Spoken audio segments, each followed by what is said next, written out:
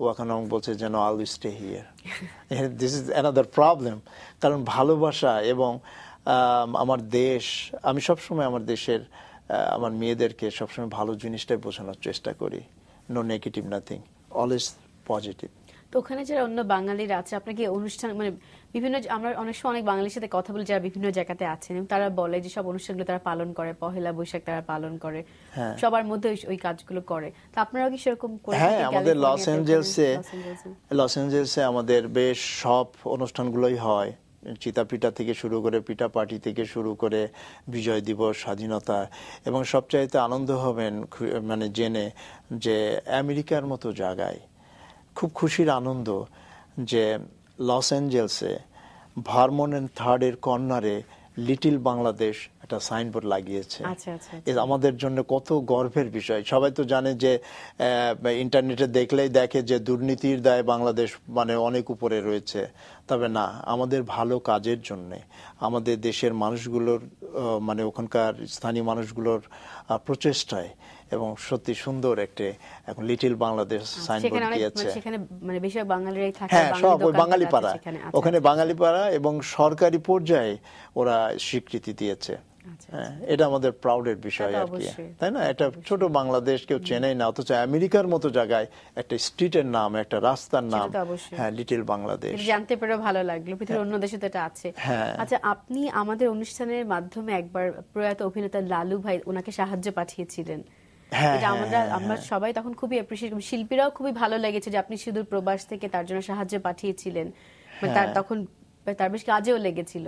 তা আমাদের পরে মনে হচ্ছে যে সেরকম কোনো কিছু কি আপনার আরো রেগুলার বেসে করবার ইচ্ছা আছে কিনা, শিল্পীদের সাহায্য করা বা যে কোনো প্রবাসী থেকে মানুষকে সাহায্য করার কোনো কাজ করার ইচ্ছা আছে কিনা? অফকোর্স, মানে আমার এটা আমি অনেক দিন ধরে চিন্তা করেছি।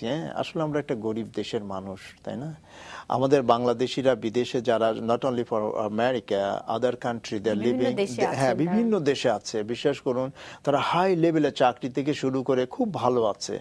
তো আমাদের দেশের মানুষগুলো যদি কষ্টে থাকে, আমার ওই সুখ দিয়ে আমার কি হবে? আমার আত্মীয় স্বজন অনেক গরিব আছে, তাই না?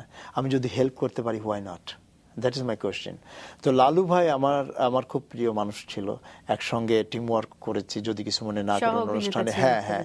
তো আমি যখন জানলাম যে লালু ভাই অসুস্থ হয়েছে, তখন আমার প্রবাসী যারা নেতারা রয়েছে এবং আমার ফ্রেন্ডরা রয়েছে, সবাই মিলেই একটা অনুষ্ঠান করলাম ওখানে।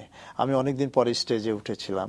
তো লালু ভাইয়ের জন্য সবাই ওখানে হেল্প করেছিল, এবং এনটিভি সরাসরি, আমার মনে আছে, আমি আপনার কাছে টাকা পাঠিয়ে দিলাম, আপনি সেটা আবার অনুষ্ঠানের মাধ্যমে ওনাকে দিলেন। এটা সবাই দেখেছে। তো এটা আসলে হয়েছে কি, এরকম সুযোগ পেলে উইল ডু সামথিং। এবং আমার প্ল্যান আছে, আমি প্ল্যান একটা করে নিয়ে এসেছি, বা আমার 10 বছর ধরে একটা প্ল্যান করেছি যে একটা রিয়েলিটি শো করব আমি। আর সেটা মূল উদ্দেশ্যই হবে, আমার সাবজেক্টই হচ্ছে যে we are here for help. আমাদের শুভকামনা থাকবে, আমরা আশা করবো যে আপনি মানে এই কাজটা আপনি যাতে করতে পারেন, শুভকামনা থাকবে। আর অবশ্যই ভালো লাগবে আপনাকে যদি আমরা আবার বাংলাদেশ টেলিভিশন রেগুলার দেখতে পাই। আপনি ভালো থাকবেন, অসংখ্য ধন্যবাদ। হ্যাঁ, আমাদের দর্শকদের জন্য অনেক শুভেচ্ছা থাকলো, ধন্যবাদ অনুষ্ঠানে আসার জন্য। প্রিয় দর্শক, আমরা কথা বলছি আমাদের আজকে অতিথি আমেরিকা প্রবাসী শিল্পী, কলম লেখক, কার্টুনিস্ট মামুন রিয়াজের সঙ্গে। শেষে আমরা চলে এসেছি আজকে শুভ সন্ধ্যার একেবারে শেষ প্রান্তে।